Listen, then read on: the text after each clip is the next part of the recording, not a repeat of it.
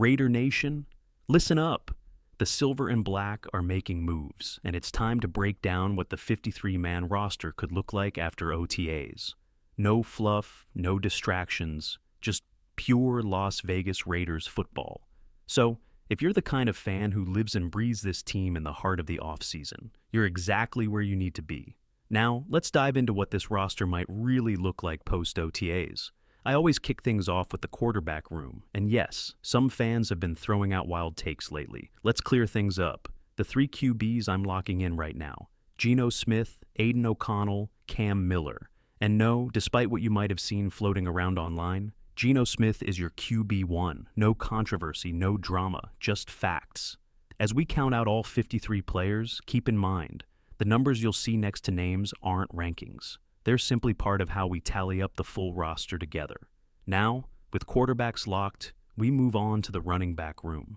Let's move into the Raiders' backfield, where competition is heating up. There's no doubt the top of the depth chart feels locked in. Ashton Jeanty, Dylan Laub, and Sincere McCormick have shown enough burst, versatility, and consistency to earn their spots, barring any surprises like injury. But when it comes to that final RB slot, it's about more than just running the ball. Laub's ability on special teams gives him a clear edge. While Zamir White might be a stronger downhill runner, this coaching staff values versatility, and that could be the deciding factor. Special teams matter more than most fans realize.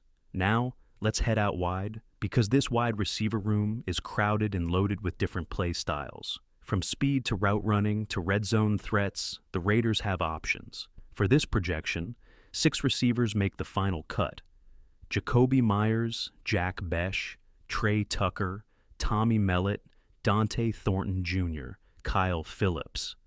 While some might expect a name like Alex Bachman or Colin Johnson to sneak in, Phillips gets the nod here due to his fit in the scheme and chemistry with the coaching staff. Now, let's get into the next group, the tight ends, because here's where the real fight begins. 2 names are locked in stone: Brock Bowers, Michael Mayer. After that, it's a brawl. Names like Isaac Shorter, Ishmael Renan, Conroy, and Ian Thomas are all in contention for TE3 and possibly TE4, depending on how many offensive linemen the Raiders decide to carry. The decision at tight end will come down to blocking ability, special teams, and how well they can create mismatches in short yardage plays. The bottom line: every rep, every practice snap, every special teams drill, they all matter for these guys on the edge of the roster. Let's lock in the tight ends. For this projection, 3 tight ends make the cut, and that's more than enough when you've got Brock Bowers and Michael Mayer leading the charge. These 2 aren't just solid, they're foundational. Between their hands, athleticism, and potential, the Raiders simply don't need to carry 4. Ian Thomas is the 3rd man in, not flashy, but dependable. He brings value in the red zone and does the dirty work as a blocker. Still, this decision came down to roster balance.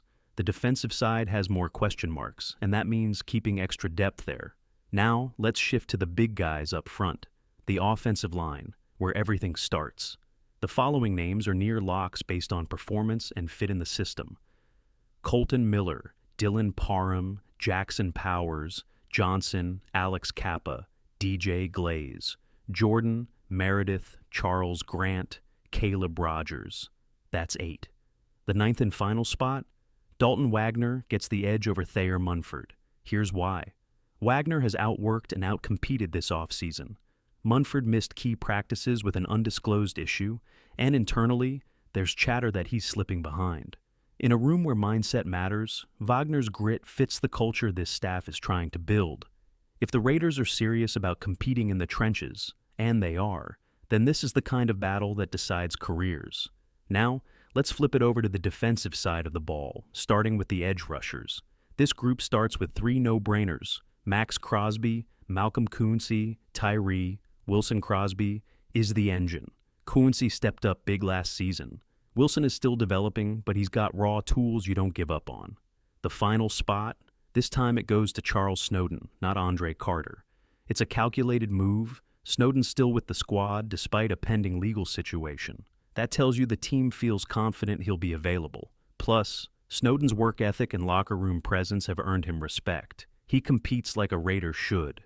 Let's talk interior defense, starting with the big men in the middle. The defensive tackle room is stacked with question marks and potential. At the top, you've got Christian Wilkins, the marquee name, but whispers about his health and availability have started to swirl. If those rumors carry any truth, the Raiders have to prepare now. They drafted Tonka Hemingway and J.J. Peggs. They re-signed Adam Butler. They brought in Leki Fotu. And let's not forget Jonah Laulu, who's quietly been turning heads all off-season. But here's the twist. Under Pete Carroll's influence, the Raiders are experimenting with five-man fronts during OTAs. That scheme change demands depth. My prediction? They keep 6 defensive tackles, minimum, and if Wilkins ends up limited, keep your eyes on Zach Carter as a late addition. This unit is already one of the defense's strengths, but if the Raiders want to control games at the line of scrimmage, they'll need fresh legs and reliable rotation all season long. Now, let's move on to a room filled with unknowns, the linebackers.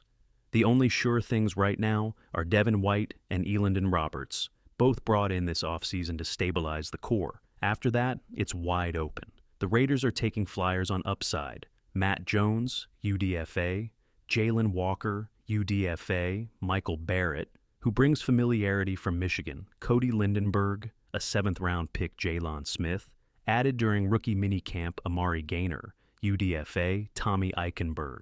Hold that thought. He's not from this regime. Look closely. Not a single contributing linebacker from last season is returning. That's a full reset. A new vision, a new standard. I'm predicting the Raiders keep 5 linebackers this year.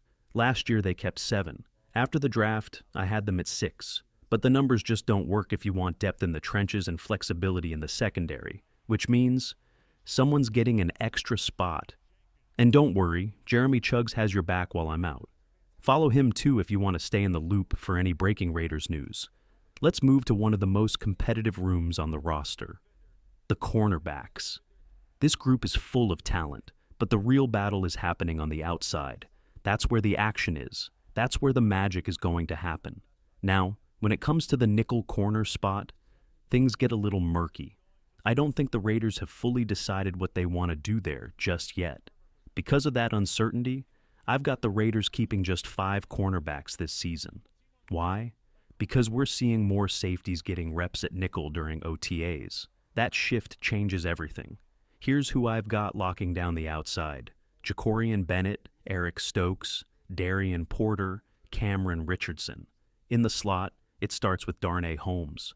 But don't be surprised if you see other names rotate in. Jeremy Chinn, Isaiah Polamau, Lonnie Johnson Jr., Trey Taylor, Thomas Harper. That's a lot of flexibility. And while I like guys like Hudson Clark and Sam Sutherland, solid special teamers, they just don't crack the 53 this time.